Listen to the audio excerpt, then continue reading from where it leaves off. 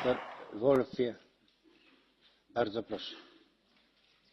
Thank you, Mr. President. I rise under Rule 184 and refer to the English version of the paper, page 10 of 24, section 4, which makes the sentence that the Parliament strongly affirms that the denial of sexual and reproductive health and rights services, including safe and legal abortion, is a form of violence against women.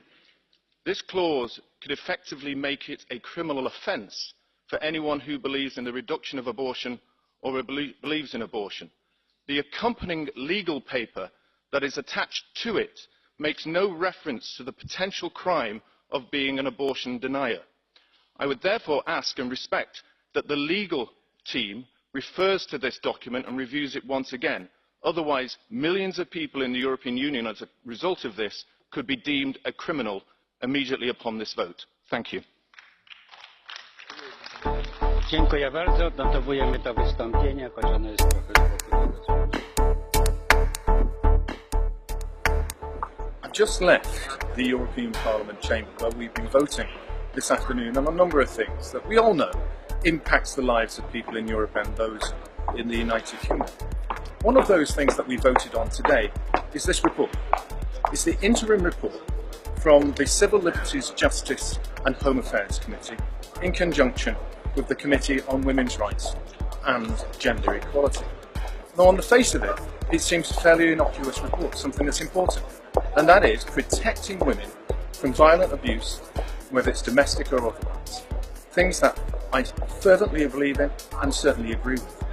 But unfortunately, as all in the European Parliament seems to happen, on page 10 of that report, in section 4, there is a hidden and quite dangerous section of what the European Parliament will be voting on.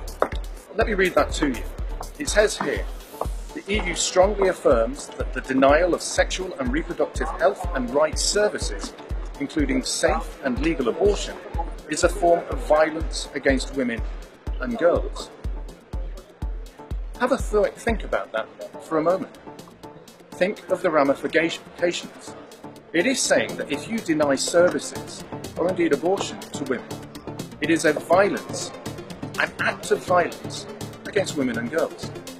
So if you're in public policy, and you decide as a round of cuts that you are going to cut some of the money that's going to be available for an abortion clinic, or for those in schools or educational services that talk about abortion, then you will now be regarded as someone who has committed violence against women and girls.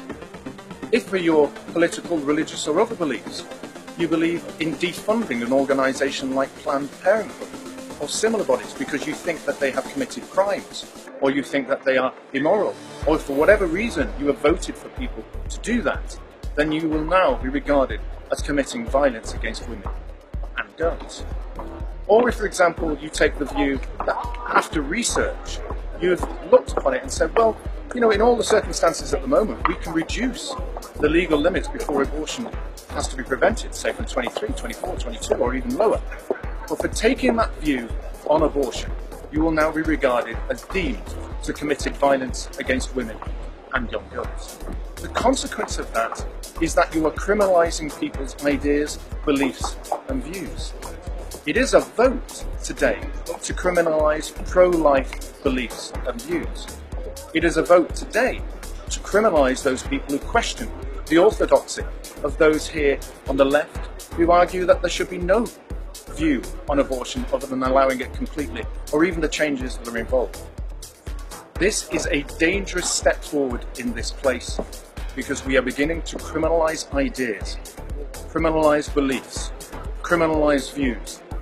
How long is it before your view, whatever hue it is deemed unacceptable to a small coterie of people making policy in this chamber that says that your idea now should be criminalised? I think we have now reached a very dangerous point in the European Union, and that is something that we must challenge strongly. I will certainly do so, but thank goodness that Britain is leaving the European Union, and maybe we can bring some sense to the debate of issues of ideas, free speech, liberty, and those things that make a democracy work.